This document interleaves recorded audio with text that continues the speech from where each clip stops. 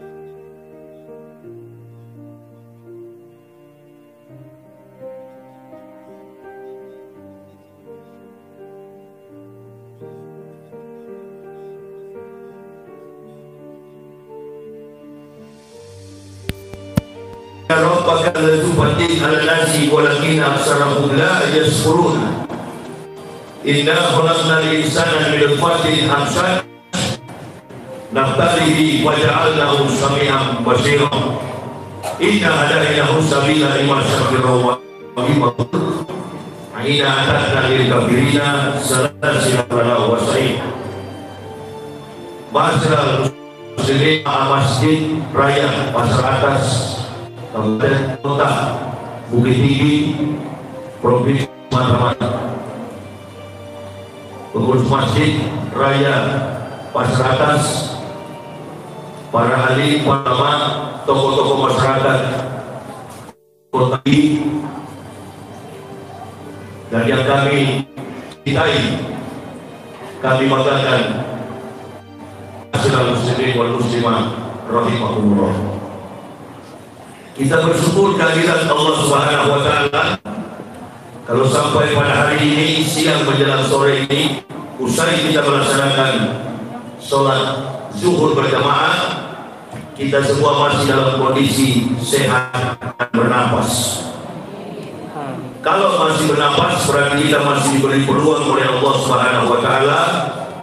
Saya ibu bapak, saudara-saudaraku, untuk menambahkan pundi-pundi amal dari bekal kita nanti di yang akhir. Amin. Masyarakat mereka ini, sallallahu bihi tarikan ilal jannah. Pokok Nabi sallallahu alaihi wasallam, barang siapa meringankan kakinya menuju majelis ilmu, maka Allah Subhanahu wa taala akan meringankan langkah kakinya menuju surga. Apa yang kita cari dalam kehidupan ini, setelah kita ditakdirkan oleh Allah untuk mengucapkan syahadat, komitmen kita di akhir-akhir hari-hari ini sangat jelas dalam problematika internal maupun persoalan eksternal Islam secara global. Kita semua tahu, kita semua paham bahwa dalam peradaban historik sejarah umat manusia, dalam setiap rentang generasi umat manusia, Allah telah memilih orang-orang khusus yang mempunyai kemampuan spesiasi di atas rata-rata. Orang-orang ini tidak disangka memimpin satu generasi manusia hingga akhir zaman. Siapa mereka? Mereka adalah Nabi dan Rasul. Mereka dipilih oleh Allah untuk memimpin generasi umat manusia. Dan dalam perjalanan kepemimpinan para Nabi dan Rasulullah, ada yang berhasil, ada yang gagal. Menurut catatan sejarah para Nabi, dari 124.000 Nabi yang diutus oleh Allah, 123.999 Nabi gagal. Sekali lagi, ibu bapak tahu, dari 124.000 Nabi, menuntun umat manusia. Hingga pengikutnya di akhir zaman ini sudah mencapai 2 miliar lebih. Siapa beliau? Rasulullah Muhammad sallallahu alaihi wasallam. Tidak ada seorang pun yang bisa membantah apa yang dikatakan, baik dalam catatan sejarah maupun dalam argumen sains. Tidak ada nabi yang berhasil kecuali Rasulullah Muhammad sallallahu alaihi wasallam. Jadi betapa beruntung Bapak Ibu, saudara-saudaraku dan saya memiliki satu guidance, memiliki seorang pembimbing, memiliki Taurat yang dapat memberikan keberkahan baik dalam aspek kehidupan lahiriah duniawi maupun nanti di akhirat. Dan catatan-catatan kemenangan, catatan-catatan keberhasilan, kesuksesan Nabi kita Muhammad sallallahu alaihi wasallam tidak hanya diakui oleh orang Islam. Pengakuan ini terjadi atas ucapan para kaum saintis, orang-orang jenius, orang-orang yang punya kompetensi, kemampuan keilmuan di atas rata-rata. Perhatikan arah pembicaraan saya. Berarti menunjukkan bahwa hanya orang bodoh atau sengaja membodohi diri yang tidak mengakui kenabian Rasulullah Muhammad sallallahu alaihi wasallam. Sedangkan orang kafir saja mengakui, apalagi kita umat Islam. Nah, persoalannya sekarang adalah apakah kita betul-betul mencintai Nabi kita Muhammad sallallahu alaihi wasallam? Pertanyaan ini harus ditanya kepada umat orang yang mengaku beriman kepada Allah, beriman kepada Rasul. Dalam pengakuan la ilaha illallah Muhammad Rasulullah, harus ditanya persoalan ini. Secara politis, dalam bentangan hamparan sejarah-sejarah yang sudah tertuang dalam pengakuan teori, bahwa orang-orang kafir itu tidak pernah menang melawan Islam. Karena ini orang-orang kafir tidak pernah menang melawan orang Islam, melawan Muslim, melawan Islam, dari zaman Nabi Adam sampai Nabi terakhir Rasulullah Muhammad sallallahu alaihi wasallam. Orang-orang kafir ini tidak pernah berpikir bahwa tanpa kehadiran Nabi Muhammad dunia ini sudah tidak ada. Sumbangsi pemikiran yang diberikan oleh Rasulullah terhadap dunia ini bukan hanya persoalan surga dan neraka. Kama arsalna fikum rasulan minkum yatlu alaikum ayatina wa yudzakikum wa yu'allimukumul kitab wal hikmah wa yu'allimukum ma lam takunu ta'lamun. Kata Allah, sesungguhnya kami sudah mengutus seorang Rasul dari antara kamu di tengah-tengah kamu. Perhatikan, dari antara kumpulan manusia dihadirkan di tengah-tengah manusia. Berarti kalau posisi standarisasi dalam eksistensi kepribadian Nabi, dia datang dari manusia, mustahil dia menjadi sosok sebagaimana yang disembah oleh agama-agama kafir, orang-orang kafir. Tuhan berubah menjadi manusia, manusia menjadi Tuhan, atau batu menjadi Tuhan, pohon menjadi Tuhan, benda-benda makhluk yang ada di dunia dirubah menjadi Tuhan dalam kemampuan spekulasi filsafat manusia. Nah, di sini kita bersyukur diutus dari manusia menjadi nabi yang mulia, menjadi sosok yang membimbing manusia sampai hari ini. Alhamdulillah, saya katakan 1,8 miliar, ternyata saya salah. Yang betul pengikut Islam hari ini adalah 2 miliar lebih. Ada bagusnya juga ketika Macron memberikan statement menghina Islam, memuja Islam, dan kemudian terkuat ternyata penduduk Muslim di dunia ini adalah 2 miliar lebih. Jumlah penduduk di bumi ini adalah 8 miliar lebih. Berarti umat Islam itu cuma seperberapa itu dari penduduk bumi, 1/4% saja. Tetapi kaumnya sangat besar. Kenapa? Karena hampir 1.500 tahun dikenal sebagai orang yang memiliki kesucian, kecerdasan, dan kemampuan untuk menuntun manusia. Ini yang tidak disukai oleh setan dan para pengikutnya, orang-orang kafir. Namun sebaliknya, orang kafir yang punya kemampuan di atas rata-rata, maka perhatikan orang-orang yang ada di benua Amerika, orang-orang yang ada di benua Eropa, Asia, Afrika, kebanyakan mereka masuk Islam dengan mendasarkan kemampuan kepada kebenaran kitab suci Nggak pernah saya dengar ada orang Islam mengislamkan orang kafir. Nggak pernah saya dengar. Nggak pernah.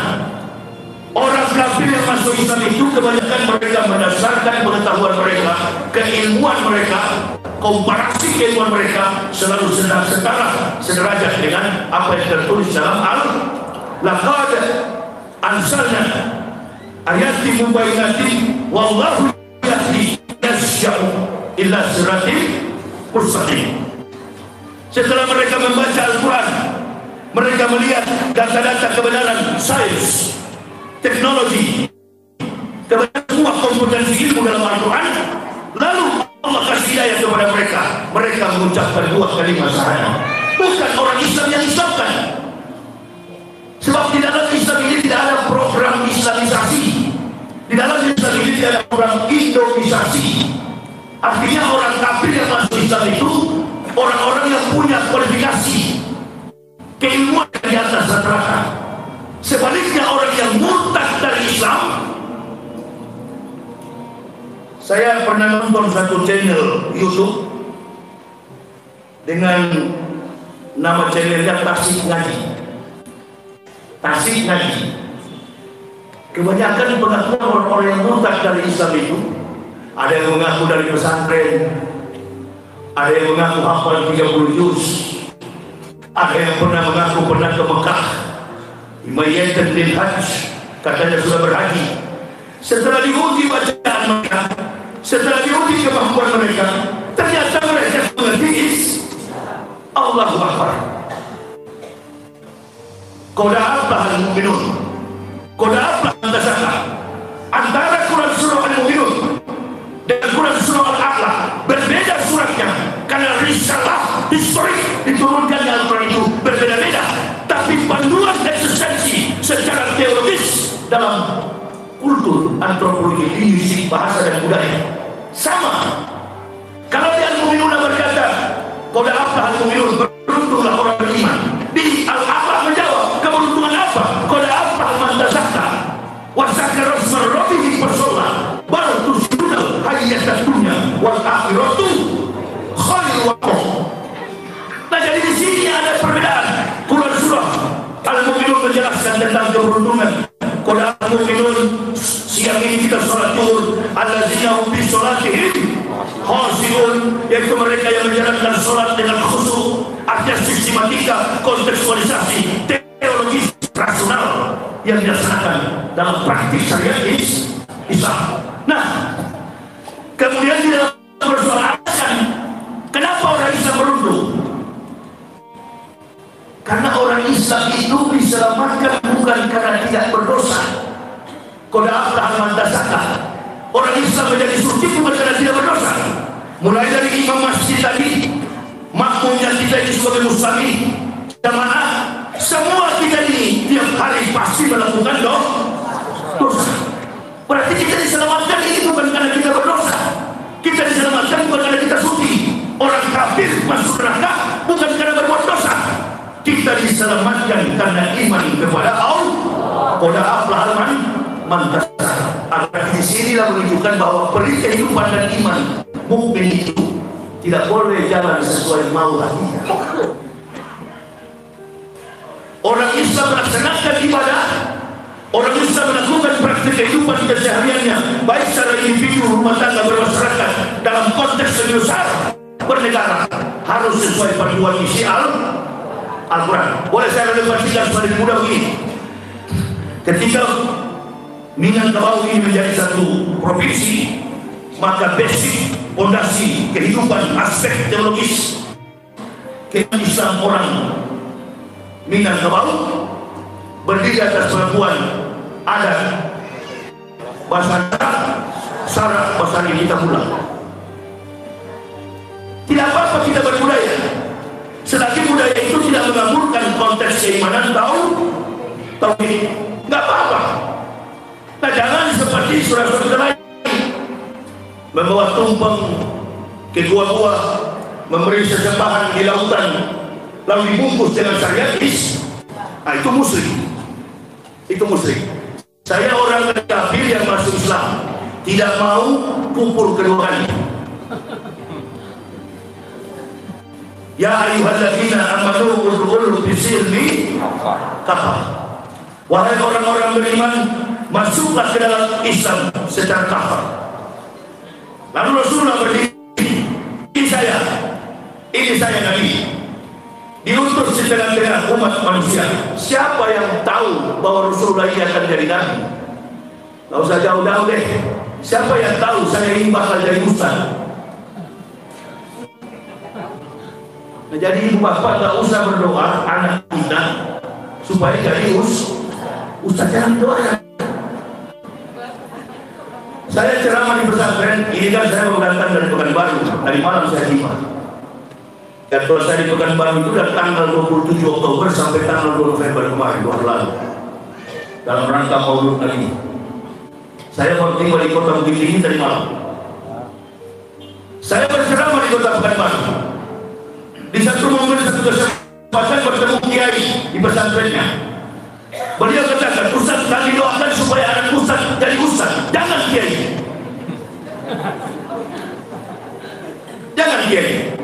Orang menjadi Ustaz, orang menjadi Nabi, orang menjadi Rasul, orang menjadi pembawa risalah Allah, bukan hasil dari doa.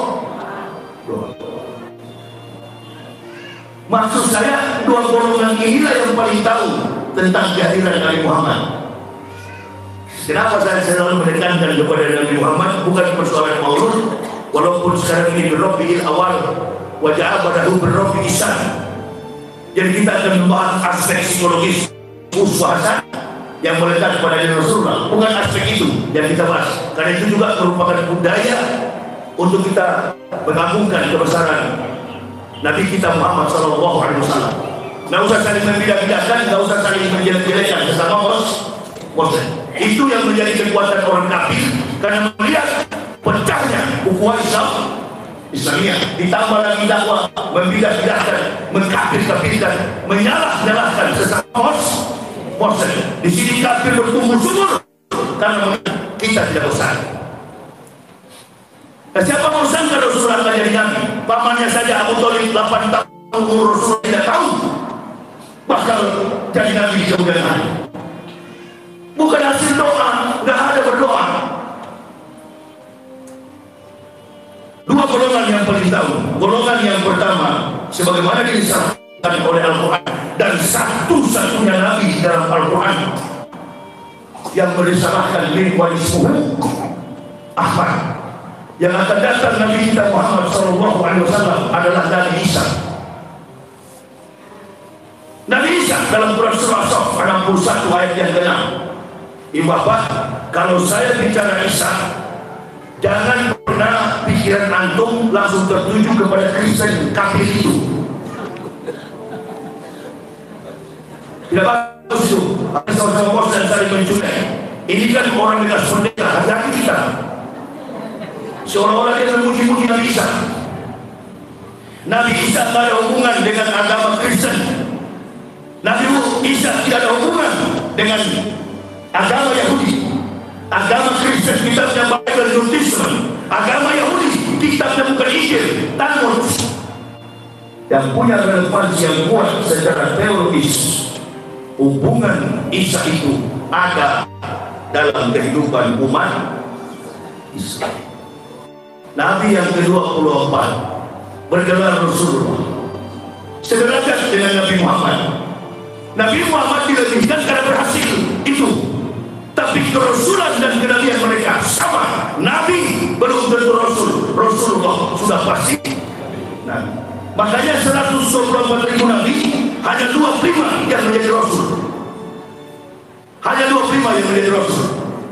Dan Nabi yang dihadirkan di tengah-tengah manusia dengan cara spektakuler, tanpa konotasi seks, tanpa hubungan biologis. Nabi Isa alaihissalam demi mempersiapkan jalan datangnya baginda Rasulullah Muhammad sallallahu alaihi wasallam.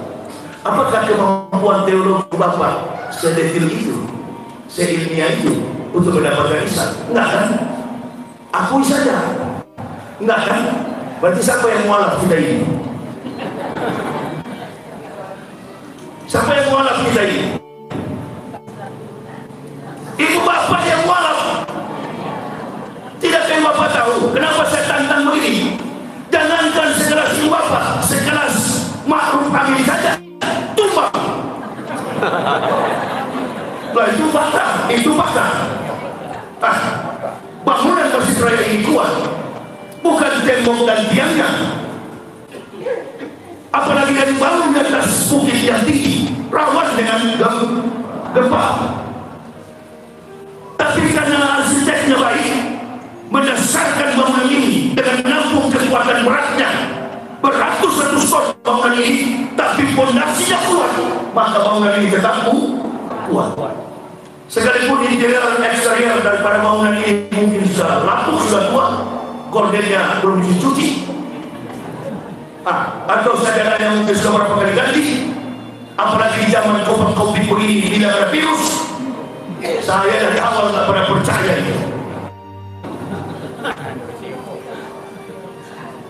Iya, karena saya pendakwah. Ibu bapak jangan. Ibu bapak berdasarkan protokol kesehatan. Tapi saya sedikit banyak tahu tentang surya antariksa atmosfer. Begitu menyebut corona, lompatan logika saya sudah kepada lapisan tipis matahari. Kalau sudah lapisan tipis matahari dari awal saya berdakwah, dan semua yang saya dakwakan terjadi. Kasih satu contoh. Saya katakan bahwa obat COVID ini bisnis. Sekarang orang ribut masalah bisnis. Coba periksa di YouTube itu dari bulan Juli saya ceramah, Juni, dari bulan Maret, April, Mei, Juni, Juli. Maka saya tak berkeliling berdakwah, nggak peduli seperti nggak tahu ada virus. Saya percaya dan kita diajarkan Islam tidak boleh takabur. Ma'asabab bimusbatin illa bi'idnillah wa mayu'min billahi yahdi qalbu wallahu bi kulli syai'in alim. Tidak ada musibah menimpa kepada seseorang kecuali dengan izin. Kalau habis masker kau tutup dengan kerong goni, kalau datang virus lewat juga antum. 20% kita mencari oksigen setiap hari kita bangun tidur. Dalam keadaan telepon kita menukar oksigen dengan membuang karbohidrat. Bagaimana karbohidrat yang kita hirup dan sisa oksigen? Apakah mati orang? Analisis medical system dirubah oleh para pebisnis OTG, orang tanpa gejala. Itu permainan yang manis tapi saya ketahuan. Mana ada penyakit tanpa gejala? Bermain dengan dosa begini kali pengalaman. Ini mantan ahli kitab, saya mantan pendeta, biasa berbohong secara teori dan jago. Ibu bapak baru belajar sifat itu. Kami ahli bidang keahlian kami yang begitu. Walladzina kafaru wa kasabu. Tanya ulama di sini, tanya imam di sini. Apa imam yang bilang? Kasabu. Apa itu kasabu? Apa itu kasabu? Walladzina kasabu, walladzina kafaru wa kasabu. Bi ayatina ulaika ashabun-nar khalidina fiha wa bi'sal masir. Dan orang-orang kafir ahli kitab kasabu, pendusta yang mendustakan ayat-ayat kami. Nah itu dia. Saya pertama masuk Islam kok Al-Quran tahu kami pendusta. Bukan ibu bapak, bukan. Kami masuk Islam karena kesadaran diri kami dan kesadaran kepada Allah Subhanahu wa Ta'ala Jalla Jalaluhu Rabbul Alamin. Semua teori Islam itu teori ilmiah. Makanya coba perhatikan kalau orang kafir yang masuk Islam dan tidak berdasarkan pada kemampuan akademik yang kuat. Masuk Islam cuma mau kawin, masuk Islam cuma ikut-ikutan. Pagi beriman kata Al-Quran, sore menyangka. Nah itu malah belum bisa dipercaya keislamannya. Kalau kami pribadi, saya dan istri anak, satu keluarga kami masuk Islam, yang kami sebut menggelari diri perintah kami adalah muhtadi, mayat dilahu fahuwal muhtadi wa bayudlil faulaika humul khasirun. Barang siapa kata Allah yang kami beri petunjuk, maka mereka adalah muhtadi, orang yang mendapat petunjuk. Barang siapa yang disesatkan oleh Allah, maka mereka adalah humul khasirun, orang yang sesat. Jadi berarti kami masuk Islam ini bukan karena membaca Al-Quran, melihat kebohongan teori Bible Kristen, then superstition becomes nonsense. Dongeng tambah tahyul sama dengan omong. Berarti bukan Isa di sana. Ustaz mana, kiai mana, abu yang mana yang mengajar itu kepada Bapak Ibu? Ini fondasi Islam kita di Indonesia ini, mohon maaf, beri maaf, lemah. Jadi jangan dibuat seperti kami dari kafir begini. Lemah, salah, buktinya saya dari kafir. Ada indikator para tim survei Indonesia, tim Mokoso, yang mengatakan bahwa publik sekarang ini sudah berhati-hati dalam membuat statement. Masyarakat sudah berhati-hati karena rezim ini rezim yang sangat diktator, otoriter. Masyarakat sudah takut, lembaga survei sudah takut, para aktivis sudah takut, para ustaz sudah takut. Insya Allah saya semakin ditekan, semakin saya tangguh. Dan saya kemana-mana pernah pakai organisasi Islam. Makanya sebagai ustaz kita berdakwah tidak usah bawa bendera organisasi Islam. Di Pekanbaru ada FPI yang kawal. Tidak usah kawal saya. Kalau mau kawal Jakarta. Saya bawa mobil dari Islam tadi saya dengarlah aku ya dakwah kata-katanya. Ustaz Jaya ini sudah tidak asing di Australia. Aku kemana-mana berdakwah dari Palu, Manado, Makassar, Kalimantan, tinggal di Jakarta. Begitu saya berangkat ke Medan, daerah Sumatera, Medan, Pekanbaru, Riau, pasti saya ke Padang, Kerajinan. Maka tadi dikatakan oleh Buya, Ustaz Jaya ini sudah tidak asing di sini, sudah sering ceramah. Dan setiap ceramah di seluruh Indonesia, ceramahnya seragam.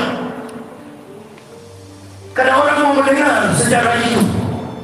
Ibu bapak kalau tidak kuat keislaman kita secara tauhid, mudah digoyang. Contohnya, orang-orang sekarang yang sedang ada di pinggir, yang menjilat-jilat rezim Joko Widodo ini. Ini orang-orang yang tadinya yang memberontak, yang sekarang ini yang melawan Jokowi. Jangan potong jasa-jasa, potong kalau tidak betul. Mereka juga tidak dapat kesempatan. Coba dikasih kesempatan sama percila.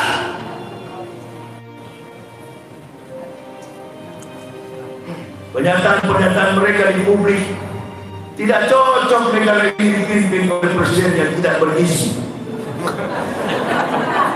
Keluar dari mulut siapa itu? Keluar ucapan itu dari lidah siapa? Lidah siapa? Lidah ular. Kalau lidah manusia kan cuma satu, lidah saya cuma satu, lidah ibu bapak cuma satu, lidah ular pecah. Ini orang yang ucapkan ini, orang yang punya kompetensi keilmuan agama Islam yang baik sebenarnya.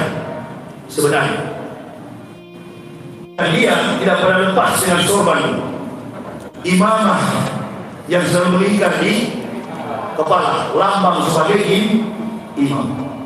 Kemana-mana pakai imamah, bahkan masuk gereja pakai imamah. Dia komentar di media sosial, media mainstream pun dia komentar.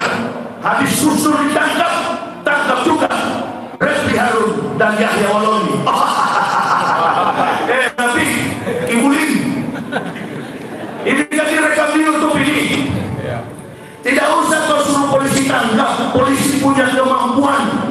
Polisi diajar ilmu kriminal, crimes. Mereka diajar sekaligus dalam lembaga pendidikan di kepolisian, menjiwai jiwa daripada para penjahat. Kami pendakwa ini justru dengan adanya kami, kiwakul dunia bisa luar biasa. Tertibnya dunia ini bisa ulama dengan ilmu para ulama. Ente itu bukan ulama, ente penjilat menyuruh kepolisian untuk menangkap orang-orang yang berdakwah. Gus ditangkap, tentu Gus beda dengan Refli Harun. Refli Harun beda dengan Yahya Wawani. Nah maka kalau begini sudah ketahuan negara ini kacau. Coba dari Sabang sampai Merauke. Saya juga kepada teman-teman Ustaz, jangan pernah mengatakan Jokowi ini pemerintah buruk. Katakanlah tidak ada sejarah pemerintah terbaik di Indonesia kecuali zaman rezim Jokowi Ma'ruf. Bila begitu aja. Kalau antum mau lapor percuma, polisi tidak mau dengar, polisi pun harus segera lagi dengar. Jadi kalau antum melapor percuma, lebih bagus apa? Atur di mana diri kita fight, kita bakal air sampai mati hari itu. Bakal air secara fisik kita fight. Saya bukan cuma jago dakwah, jago bakal air juga. Memang sudah lama nggak mau pukul saya ini. Orang ini yang lebih bahaya, dalam bahasa Minang, enemy in the blanket. Musuh dalam. Ini yang lebih bahaya daripada kafir. Kafir tetangga kita sudah kita tahu dari namanya. Matius, Markus, Lukas, Stefanus, Setanus, Robertus, Septimus, Septicus. Dari nama sudah tahu ini kafir, waspada. Bergaul, tapi punya darah. Karena ini kafir, mengkonsumsi borok dalam sebagian curi, makanan dan sebagainya. Waspada. Kafir, udah kita sudah siap. Tapi yang kita tidak siap, insya Allah di dalam masjid begini ikut berjamaah, padahal otak munafik. Jadi saya belum percaya kalau ada orang berkomentar bela Nabi bagaimana? Sesama Muslim saja antum hancurkan, reputasi politik sesama Muslim antum robohkan, saling membicarakan, panggil Busur, bicara kepada Busur. Jangan begitu Gus, kita sama-sama Muslim. Ibu bapak perlu tahu, orang-orang munafik ini dari zaman sejarah para nabi sampai hari ini, mereka tidak lain adalah hasil daripada rekrutmen orang-orang kafir kan tidak mampu melawan Islam, baik dalam pertarungan fisik maupun dalam perdebatan argumen sains. Bagaimana caranya untuk menghancurkan Islam? Pakai orang Islam mencintai Nabi. Joko Widodo mengecam keras Presiden Prancis dalam hati saya betul apa tidak ini privat dalam hati saya betul tidak ini beliau menentang Presiden Prancis, karena orang-orang di sekitar beliau ini termasuk Abu Jomos, Abu Sandal, Abu Sepatu itu membela-bela Macron itu. Seorang pemuda Turki yang tinggal di Prancis tidak banyak cerita, menghunus pedang, mencari pemfitnah penghina karikatur Nabi Sallallahu Alaihi Wasallam, bikin gambaran pedangnya ditebas batang lehernya putus. Indonesia maksudnya begitu, berkumpul kita demo, kita beribu-ribu, sampai hari ini tidak ada hasilnya. Kita demo beribu-ribu orang, sampai hari ini tidak ada hasilnya. Umat Islam semakin terpuruk. Undang-undang Omnibus Law, undang-undang Cilaka Cipta Lapangan Kerja, semua menunggu Habib Rizik datang. Kita doakan saja dalam waktu dekat beliau bisa kembali ke tanah air. Amin. Amin ya rabbal alamin. Kita tidak pernah membenci pemerintah siapapun yang jadi presiden, kita tidak pernah benci. Karena kita tahu wa ahlur sakit dirjahil, orang kampung karena bodoh. Yang bodoh ini kan bukan petinggi-petinggi kita, bukan presiden, bukan menteri, bukan DPR. Yang bodoh ini kan kita yang pilih, betul Pak. Yang bodoh ini kan Bapak Ibu yang pilih tadinya. Sumbar enggak, Pak? Iya, Sumbar tidak. Tapi satu orang saja pilih mewakili Sumbar, berilah sudah terbayar. Tapi dalam skala nominal voting, Sumbar ini tidak diperhitungkan karena nominal. Angkanya minimal. Masyarakat yang nggak sampai 10 juta. 1,4%. Dari situasi politik dalam sumbangsi pemikiran untuk sumbangsi bagi negara, menurut analisis saya 80% putra Minang ini sudah membantu negara sebagai tiang penopang. Bahkan Sokoguru negara ini adalah putra Minang. Sudahlah, rentetan nama-nama itu kan banyak dalam tergabung dalam fondasi negara kita, Founding Fathers kita, termasuk Muhammad Yamin, Agus Salim, Bung Hatta dan lain sebagainya. Itu proklamator orang dari Bukit Tinggi, Sumatera Barat. Tadi apa Pak Haji ponakan yang Bung Hatta dari ngomong sama saya, memberikan hadiah sajadah kepada saya dan istri. Ini kan menunjukkan bahwa di Bukit Tinggi sini saja ada filosofis Bukit Tinggi. Allahu Akbar. Saya orang basic filsafat, jadi betul Bukit Tinggi. Berarti nama ini banyak menelurkan Bukit Tinggi ini banyak menghadirkan orang-orang yang melampaui orang lain. Bukit Tinggi. Sudah di Bukit Tinggi. Saya curiga ini orang asli Bukit Tinggi.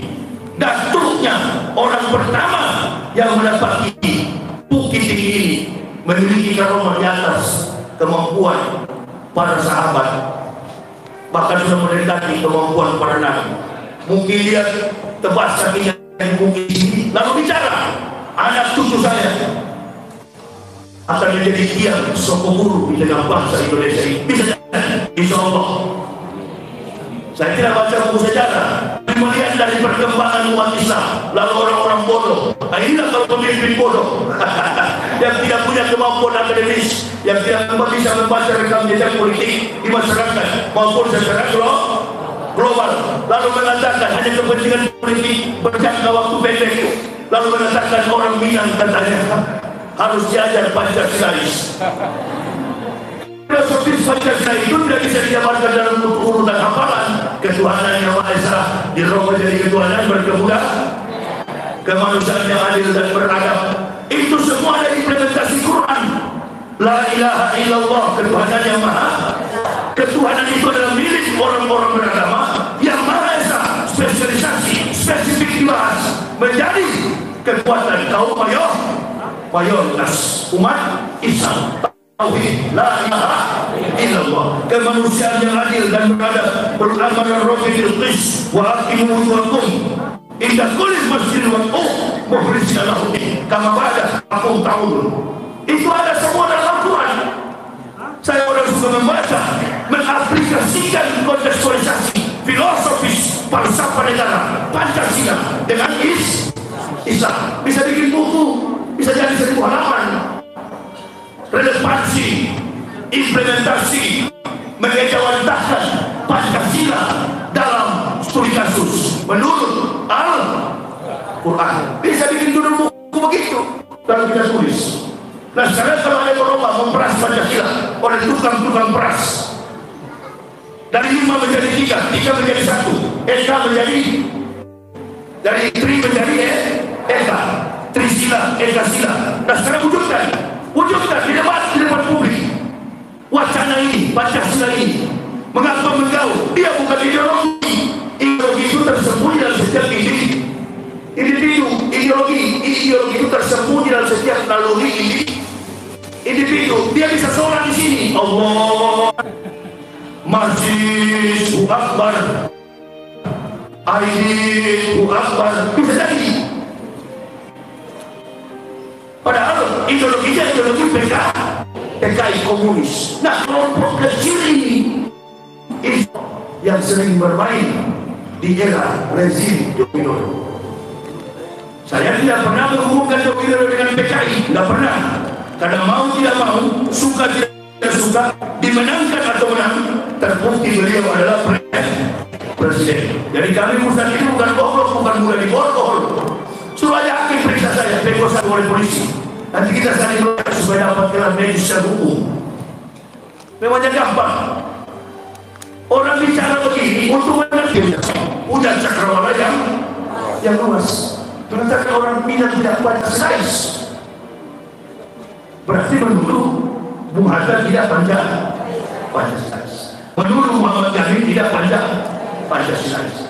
Menuduh Agus Salim tidak Pancasilais. Perdebatan argumen di tingkat dunia yang konon kabarnya Jokowi 5 kali alfa dibandingkan dengan Kiai Haji Agus Salim, orang Minang Kabau.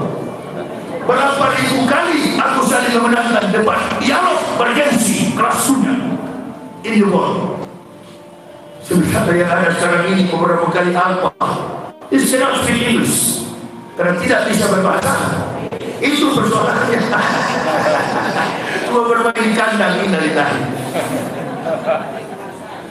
Amatiran, pemimpin amatiran yang dibuahkan adalah keributan.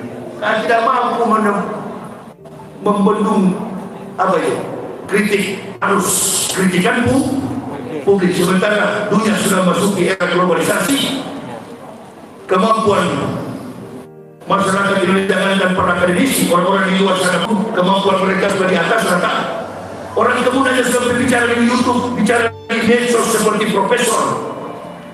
Ini yang membuat pemimpin kami tidak mampu.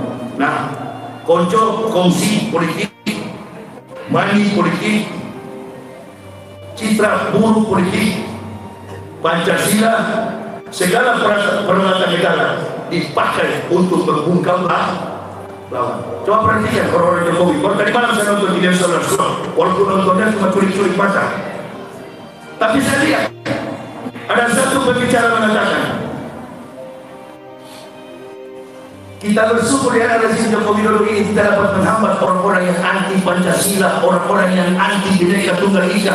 Dari awal Jokowi menjabat sampai hari ini, itu terus senjata menunjukkan kedangkalan argumen debat dengan orang-orang yang bisa.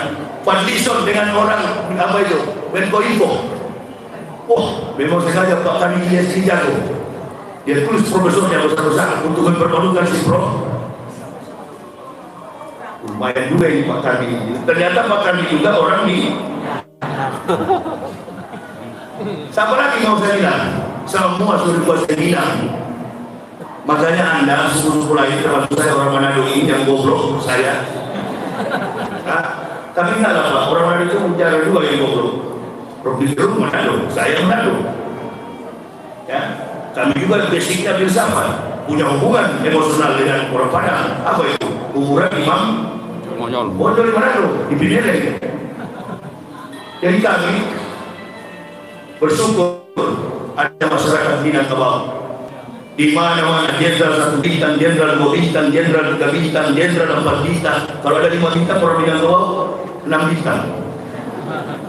Jadi saya kira pemimpin bodoh, apalagi menang aspirasi rakyat begini banyak 267 juta mendapat pemimpin yang bodoh. Kapan pernah lihat Puan Maharani itu bicara?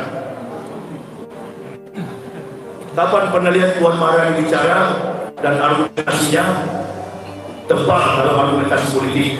Enggak. Pemimpin yang bodoh selalu memecah belah masyarakat. Yang bikin kacau ini polisi-polisi ini, yang bikin kacau negara ini bukan masyarakat. Indonesia dari Sabang sampai Merauke aman, tentram, taat kepada konstitusi yuridis. Yang tidak konsisten, yang suka bikin ribut di Indonesia adalah pejabat-pejabat dalam rezim Joko Widodo. Bukan rahasia. Menteri Agama tidak mengerti agama. Kenapa saya tidak mengerti agama? Yang imbar khutbah Jumat, mahrusnya kotor kaki. Al-Quran. Khutbah Jumat nggak pakai Al-Fatihah hubungannya bosnya. Al-Fatihah. Nah itu. Pokoknya buta agama. Kalau dibilang begini, jangan sok fanatis, jangan sok Islami, jangan sok suci. Memang tugas kami meluruskan. Pengikut kami dengan pengikut Jokowi kami lebih banyak. Mayoritas ini adalah Islam. Saya ada ceramah di Pekalongan, setiap ceramah bahkan di lapangan tidak terbentuk parkiran puluhan ribu orang yang hadir. Ini ada Jokowi begini banyak. Jadi kami lebih banyak daripada presiden. Lalu kenapa satu bicara? Tergantung nyali dan iman. Kita yang mengajarkan orang untuk kita takut. Coba kalau datang dengan Pak Maruf di sini, Joko Widodo dan Pak Maruf Amin, sholat Jumat, siapa yang terlibat? Siapa yang terlibat? Ustaz. Siapa yang lebih mulia? Allahu Akbar. Ini bangsa ini sudah terbiasa. Di dalam catatan hadis Nabi Sallallahu Alaihi Wasallam, kalau Pak Jokowi dan Pak Maruf bukan orang Islam, tidak mungkin sekeras ini. Suruh aja di generasi yang pas atas bukit tinggi. Pak Jokowi kalau datang ke sini, Pak Maruf hari Jumat. Inna Allah wa malaikatahu yusholluna 'alan nabi. Ya ayyuhalladzina amanu shollu 'alaihi wa sallimu taslima.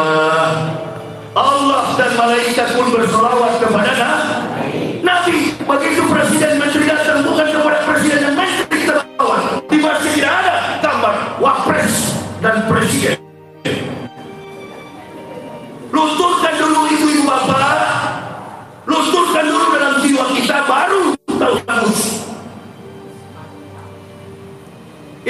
Ini coba perhatikan kalau acara-acara di masjid. Ada DPR.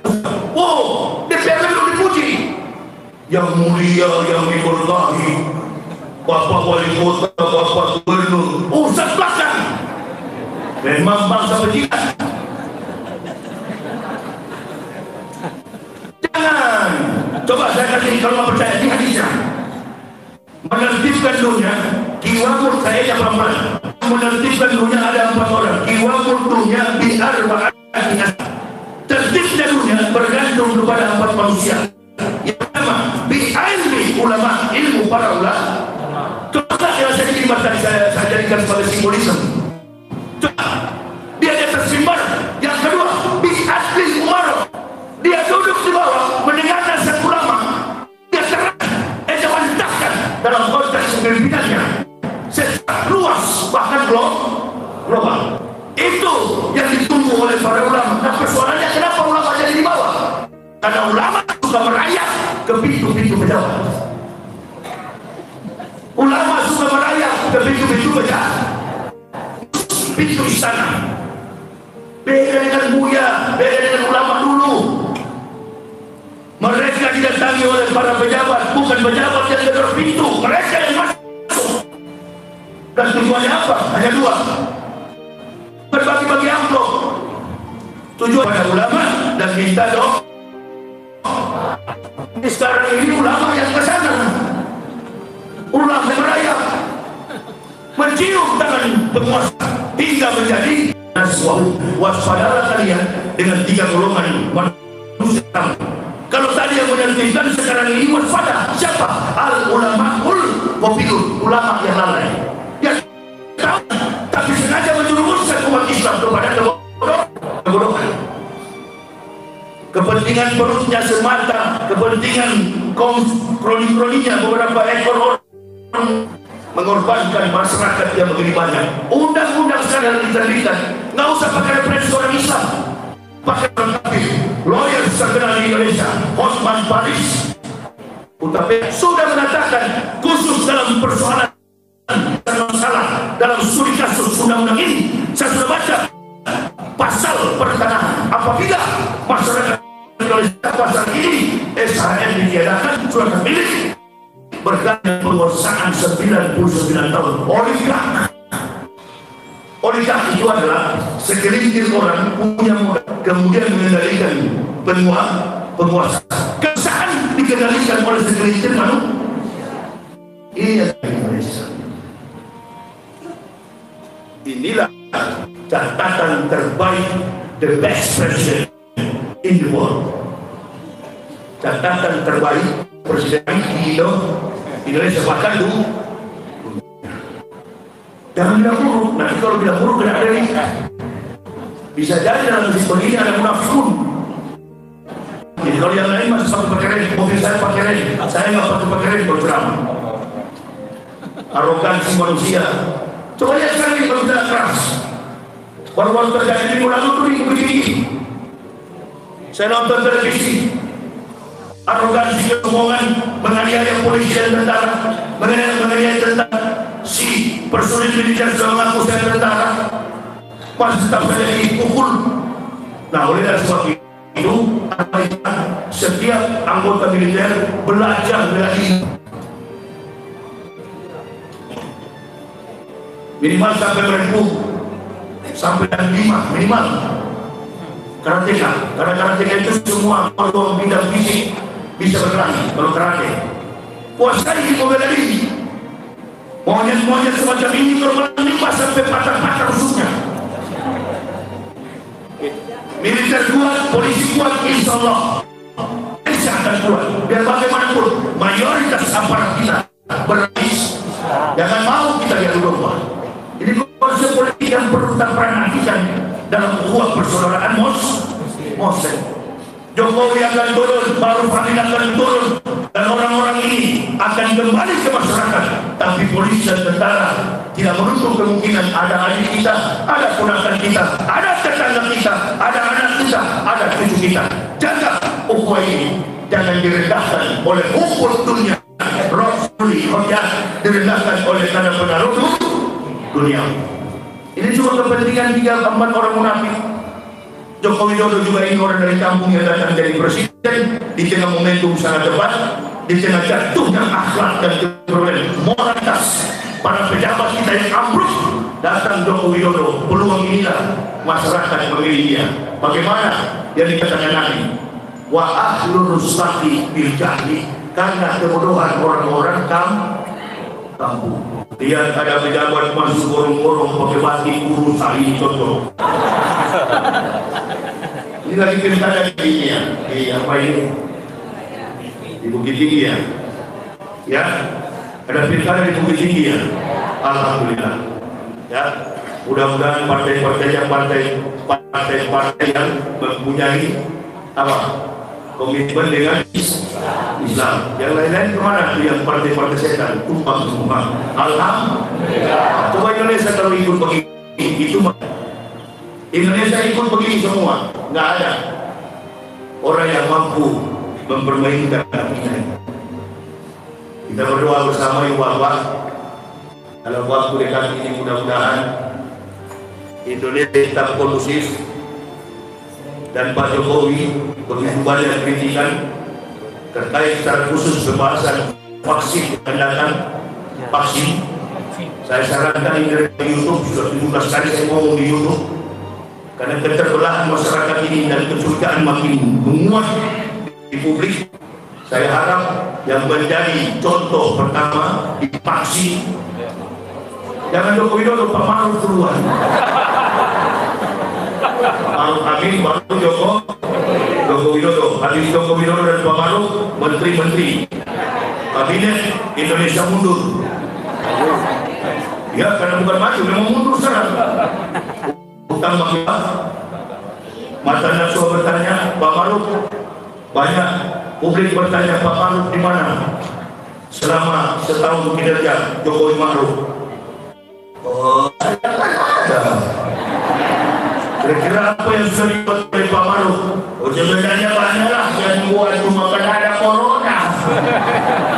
Tanya ente, kalau tidak mau ditanya tetap konsisten dari ulama. Jangan berubah. Saya dari awal masuk Islam nggak berubah sampai hari ini sudah 14 tahun. Sudah 14 tahun lebih. 11 Oktober 2006 kami bersyahadat. Sampai hari ini sedikit pun nggak pernah berubah karakter, pernyataan, penyampaian dakwah statement di publik sama tetap keras. Berkeliling di Indonesia nggak pernah ada sopir, saya sendiri yang bawa bersama Israel. Jadi saya kira ini Bapak, setelah Jokowi, kabinet, tentara, polisi, Satpol PP, barulah kita masyarakat. Pak Jokowi pasti Bismillah, saya mau vaksin, ini vaksinnya ya. Dan ini judulnya vaksin Donald Bebek. Umpamanya divaksin. Donald Bebek saja nggak pernah pakai masker. Ibu kalau melihat politik virus ini, lihatlah negara pemimpinnya, presidennya tidak pakai masker dan menantang walaupun terkonfirmasi terjangkit virus COVID-19. Donald Trump tidak pakai masker karena Donald tahu sebelum ada isu virus ada isu antara Amerika dan China. Begitu Joe Biden or Donald Trump sebagai kandidat pemenang presiden, isu COVID ini selesai. Pesawat antariksa yang dirilis Amerika 2018 itu pesawat untuk mengelilingi matahari.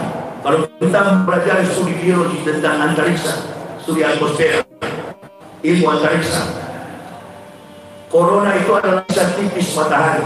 Jadi kalau virus corona, ente berjemur di atas 10 menit, jam 10 pagi, corona itu hilang. Walau-walau bisa suhunya 100 derajat Celcius. Suhunya 1 juta derajat Celcius, 1 juta derajat Celcius, memang 100 derajat.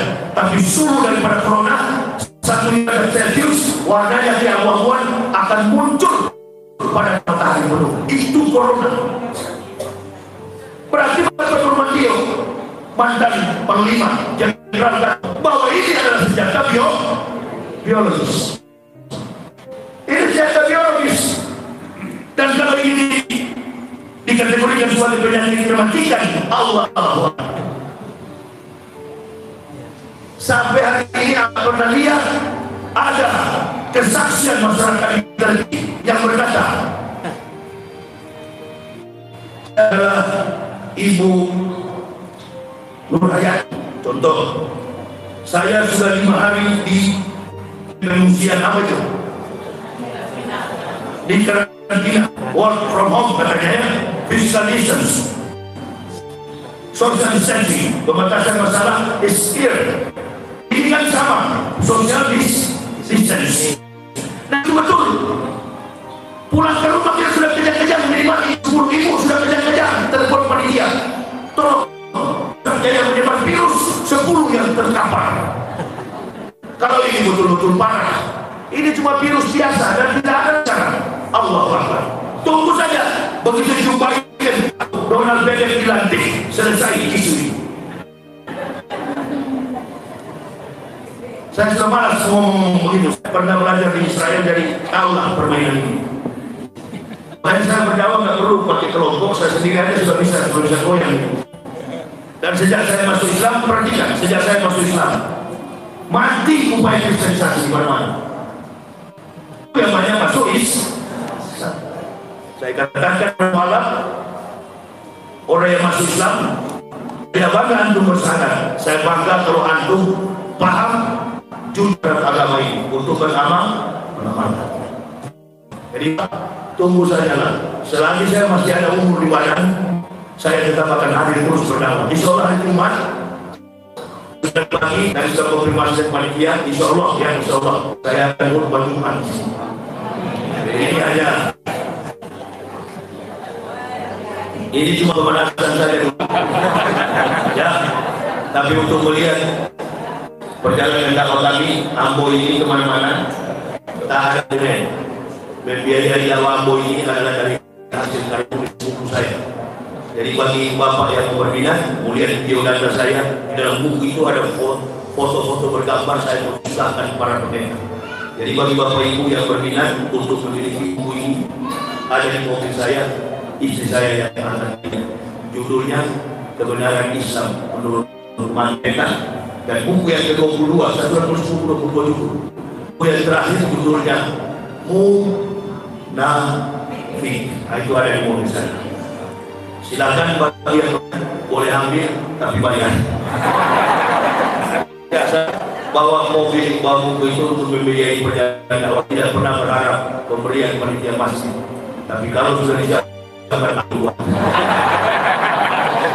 silakan membayar silahkan ceramah ini. Insyaallah Jumat lagi jumpa lagi di masjid ini sampai sholat Jumat nanti. Barakallahu wabillahi taufiq wal hidayah. Wassalamualaikum warahmatullahi wabarakatuh.